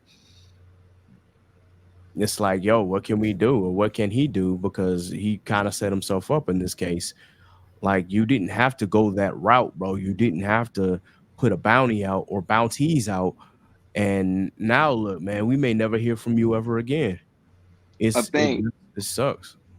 I think Vaughn's passing really is what unhinged him. Mhm. Because you gotta think about it, like when Vaughn was, still alive, like yeah, they had the court situation where they couldn't be together in terms of their vicinity, but he was still, putting out music, and for the most part, you know what I'm saying, it was quality music. Like it Yep. still had the same, stories and scenarios, but he was still making music. And then it hit a point where you didn't hear anything. It was radio silence, and I don't know if it was due to what is now come to light, or if he was just, battling the fact of, having lost a friend, a partner, a brother. Hmm. So like yeah, like just to piggyback off, like he didn't find that healing, and now he made a ill-advised decision, and at the cost of his freedom and possibly life. You're right, man. Oh, Uh, Steve, what's up? I was about to say, I don't know if you saw. I know you talked about Absol, but did you see that he's dropping a song with JID tomorrow?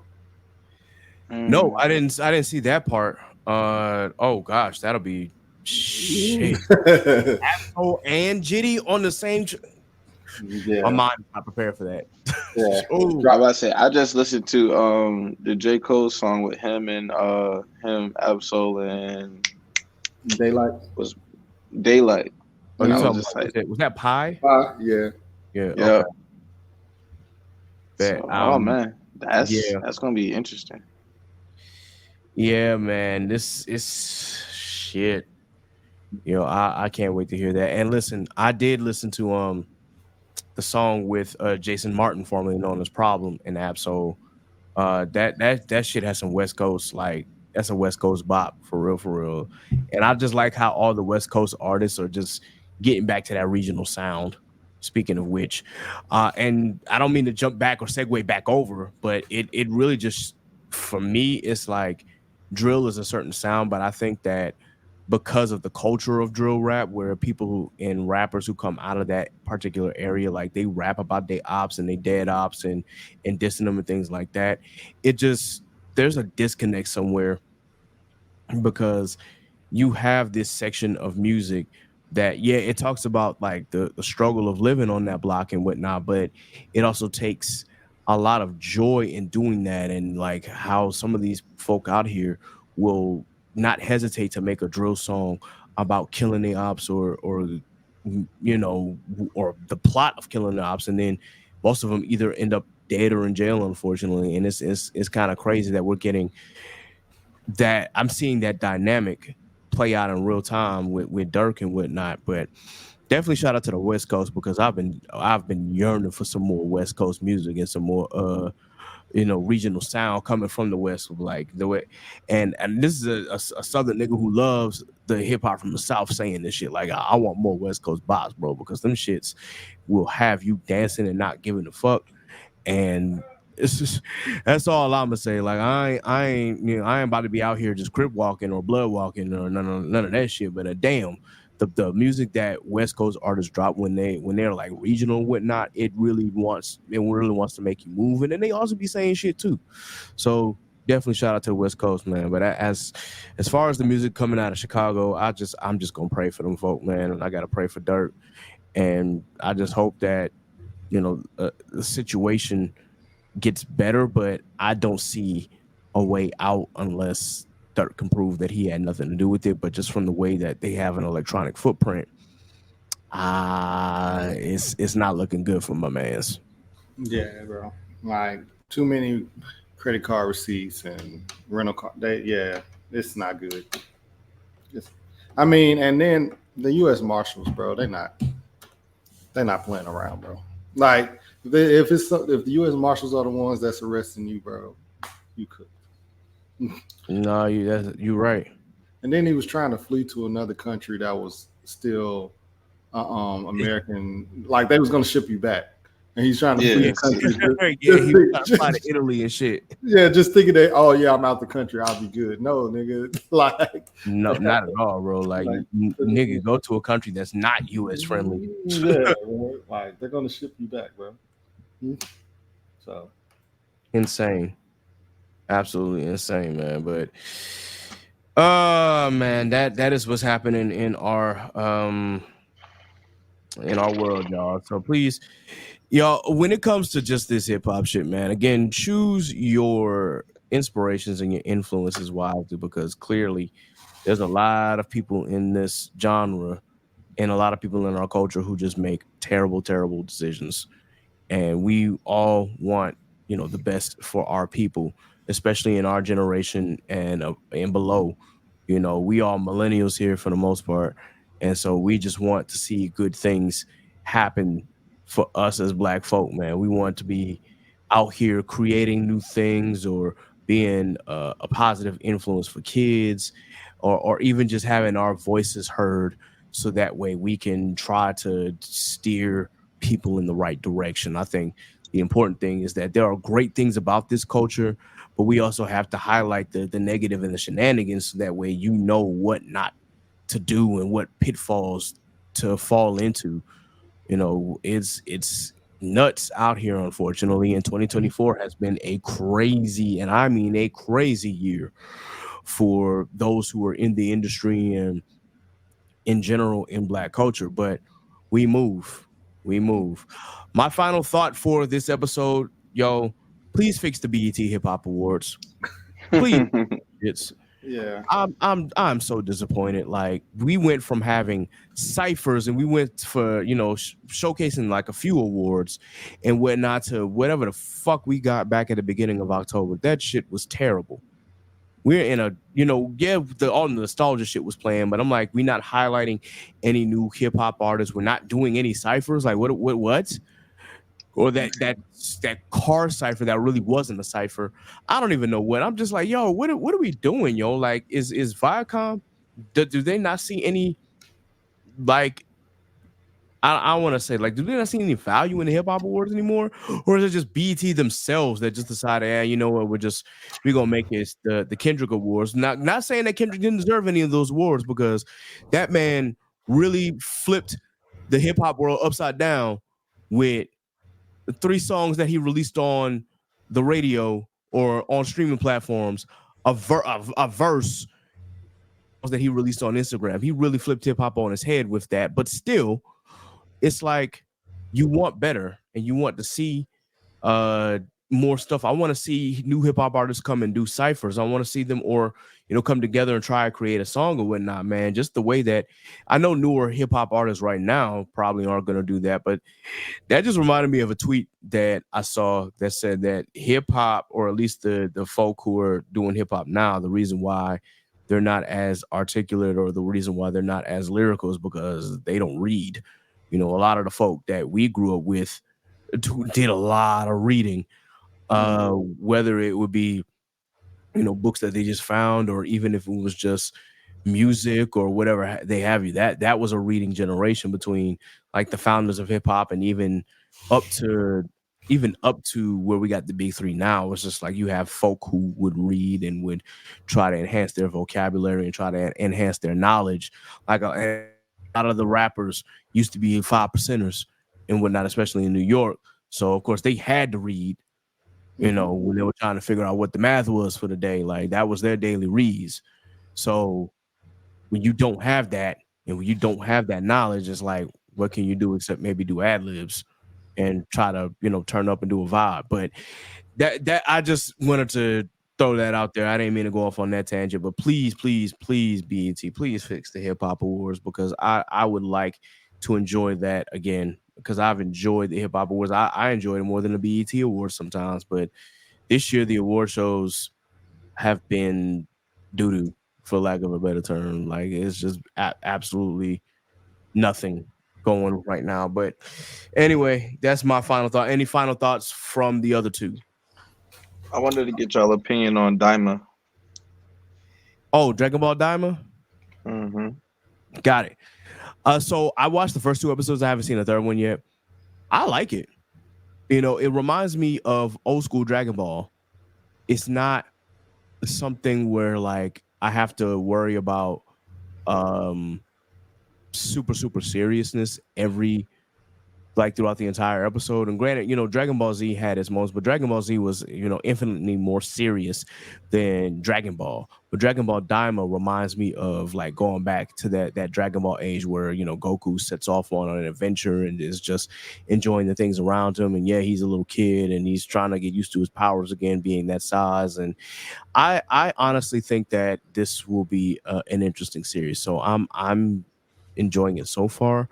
I will come back with an update after I finish like watching episode 3, but I think it's just as Super was kind of like a continuation of Z where it was like serious. I think Daima is a continuation of Dragon Ball in terms of vibe check anyway. For sure. Steve? I actually haven't watched it yet. I've heard people talk about it and stuff like that, but I haven't peeped it yet. I ain't gonna lie to you. I don't be checking for Dragon Ball stuff. No more like like being real, man. Like Dragon Ball and Dragon Ball Z, that was it for me. After that, I watched Super, but I watched that like after it was completely done. And then, you know what I'm saying, I started seeing the memes about Jiren getting jumped, and I was like, all right, now I'll watch it. So I watched it. Yeah, so then I watched it. But I mean, well, technically I watched like part of Dragon Ball Super, and then the Tournament of Power. I didn't watch any of the Tournament of Power, and then I watched it when it was finished. Once it was finished, I could binge it. So that's probably what I'm gonna do with Dragon Ball Daima. I'm pretty sure that's what I'm doing. Okay, sounds good, man. I feel like it's gonna get some hype too because of the game that came out too. So it's gonna get a little attention than it would be. Okay. I was also Shangri-La Frontier, they dropped their new season. Yep. Looking forward to Solo Leveling coming out in January. I know that's supposed to be gas. So it's been some new drops and different looks and stuff, and waiting for them to conclude this arc with One Piece. It's just, you know, it just feel like it's dragging on, and I'm like, bro, come on, like. I mean, I can read, and you know what I'm saying, but like, I like watching it over reading, even though the reading gives you all the facts that you need to know beforehand. Mm-hmm. Yeah, I haven't read it in a while, so I need to get back on it before the anime start back up. But I kind of want to binge the anime and get caught back up while it's on this 6-month hiatus too. Oh, so Fan Letter was the last drop. Yeah, they're done until April as far as anime. Okay. Now, of course, the manga is still week to week. I mean, it makes sense too because they didn't do any filler after Wano. They just went straight to Egghead. Right. So they would ended up catching up with the manga if they had kept it at that pace. For sure. So that makes sense now.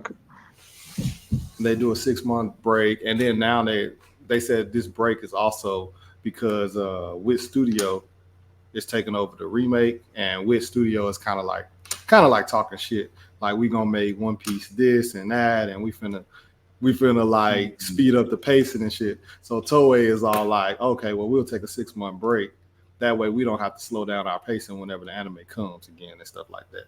So Toei trying to show out, but from what I'm hearing, they talking about from Wit Studio saying when they do One Piece all the way to Wano, they said they're gonna try to do it in 300 episodes. Shit! Insane. Yeah, that's really.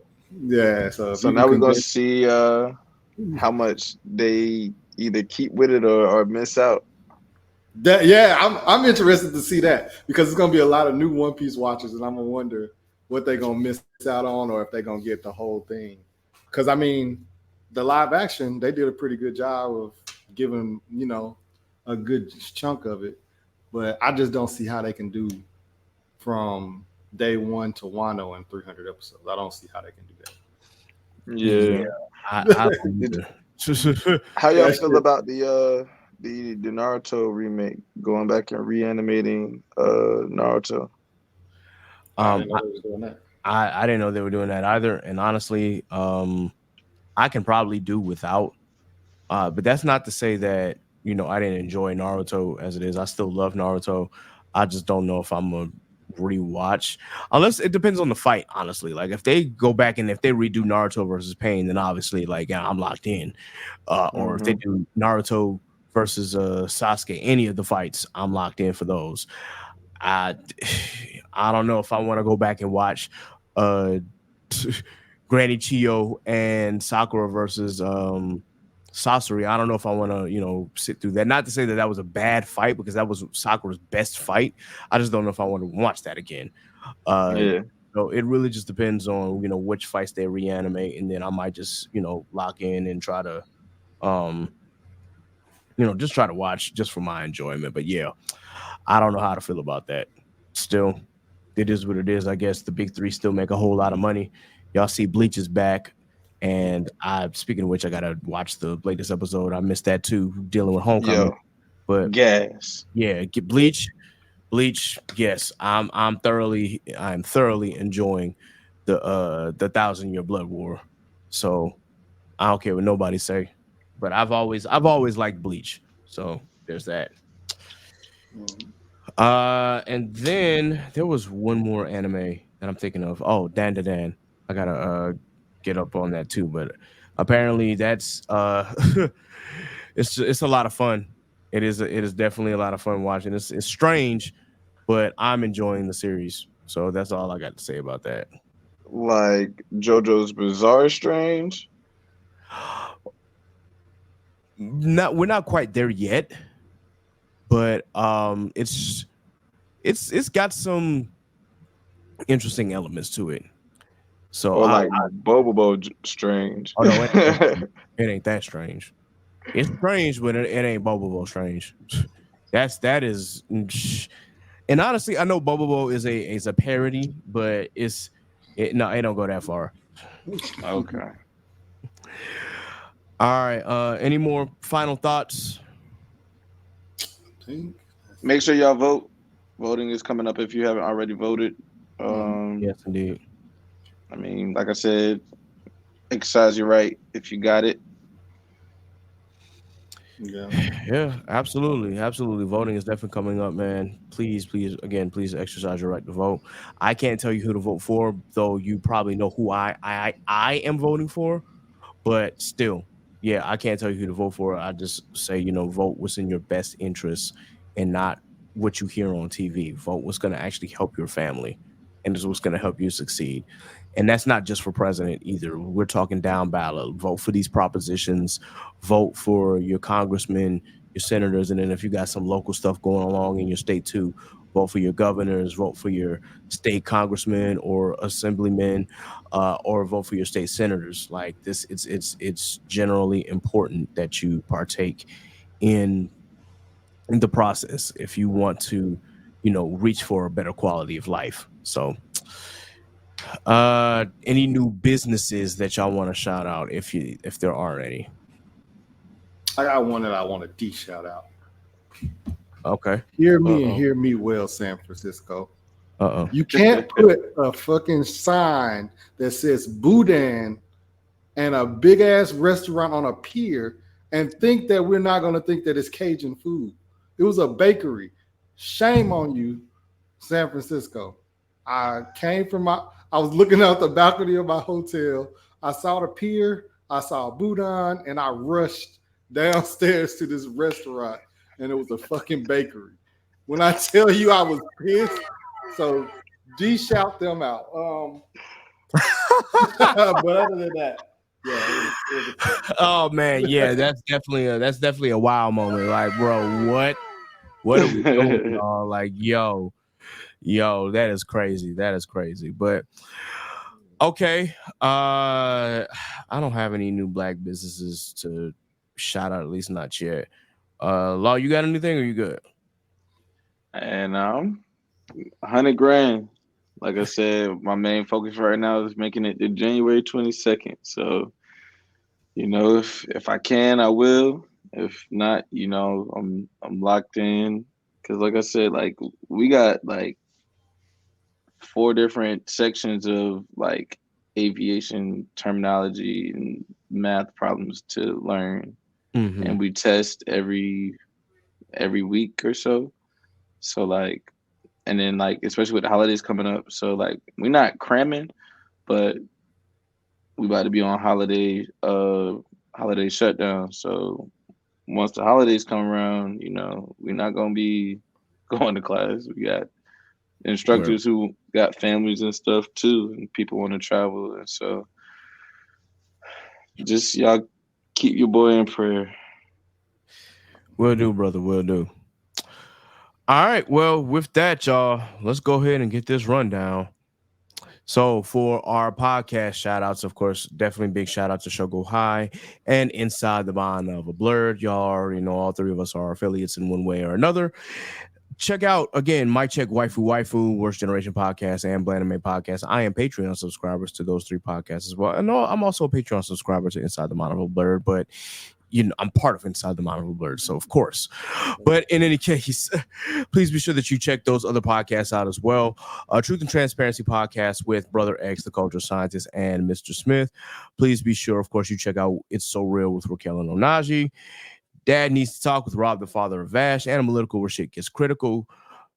Geek Set Podcast, Anime Junkies 3 Weaves in a Podcast, Those Anime Girls, The Commute, and Black Geek Energy. For Black content creators, shout out to Off Black Magazine with Aaron, HBCU Anime with Evan, Cerberus Entertainment, Tatted Poodle, The Kichi Gamer, Icarus Metro Comics, Haptaku, Shelby with Simply Janine, Simply Bacon Rolls Less Traveled, Strange Keith with Idols Icons, Toasty Marshmallow, and of course the Corner 5, Simone, Courtney 5, Chris Sham, and of course, Blur My Studios with Scuba Steve and Alpha. For our Black artists, again, big shout out to our very own NASA. Big shout out to Scoozy, Jack Union, Phil.me, Ellis Quinn, RJ Stackhouse, my boy Quarter, who I saw at Homecoming. Big shout out to you, bro. Tyrone Leak Jr., Miss Ari Lachelle, Zach Hines and Fortresses, Miss Elena, who also has a book out as well. We will get into that soon. Shout out to Zaynab, and of course, shout out to Imogen. And then for our Black businesses, Already Paid by Dre, Fresh Nerds, Righteous Minds by Timo, Cases Brand, by Christina, Cream Cosmetics by Naima, Mind Over Money by Miss Tremaine, Studio Maho with Pat and Yin. Please be sure that you check out their Kickstarter as well. They are working on God Punch 2 Calamity Strikes. If you have not checked them out, please be sure that you go to their website and check out God Punch 2 and help them out with their Kickstarter. They've raised about $3,000 so far. They need a little more. They need a little bit of help to get this thing animated. Please be sure that you pitch in. Two really good dudes doing good work, making Black anime. All right. Shout out to Black Magic with Low and T. She Designs 2 with Aaron.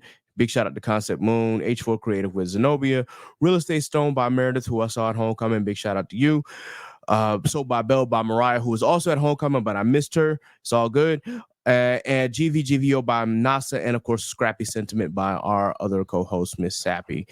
And with that, y'all, be sure that you like, share, and subscribe to the Chaotic Culture Podcast on your favorite digital streaming platform. Be sure you subscribe to the Patreon for early access to the podcast and bonus episodes of the podcast. You can subscribe at any of the 4 levels listed. Once again, whether it be $3, $5, $7, or $10, we still appreciate your support. You can follow our page on Facebook at Chaotic Culture Podcast. You can also follow us on IG at Chaotic Culture Pod, and you can follow us on Threads at Chaotic Culture Pod. I guess you can follow us on X/Twitter at Chaotic Culture 1. That app is still cooked, but still, yeah, follow us anyway. And you can follow me, Cat the Pro. That's K3D the Pro on all social media. You can follow Law at L.JR_96 on IG and Law96_ on X/Twitter. You can follow Scuba Steve at Scuba Steve 1428 on all social media.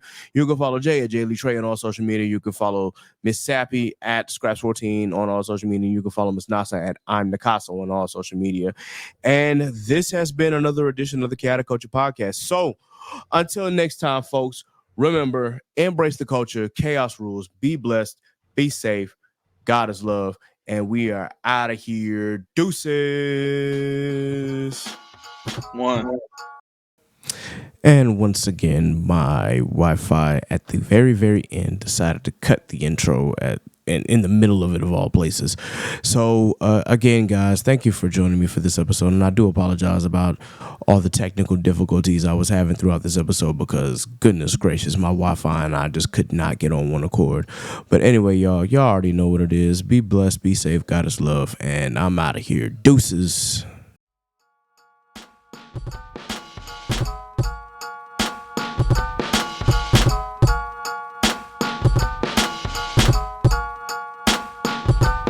It's the KKP on your mother flipping airways. Hear the name ringing through the halls and the stairways. You were listening to a pod that can segue. All the latest topics guaranteed to fill your headspace. It's a safe place to voice your opinion. Say what you feel just like you're a kid again. Kid to pro and friends, black as obsidian. Chaotic culture, that's the world we living in. So what's the word? You are now tuned in to the Chaotic Culture Podcast. And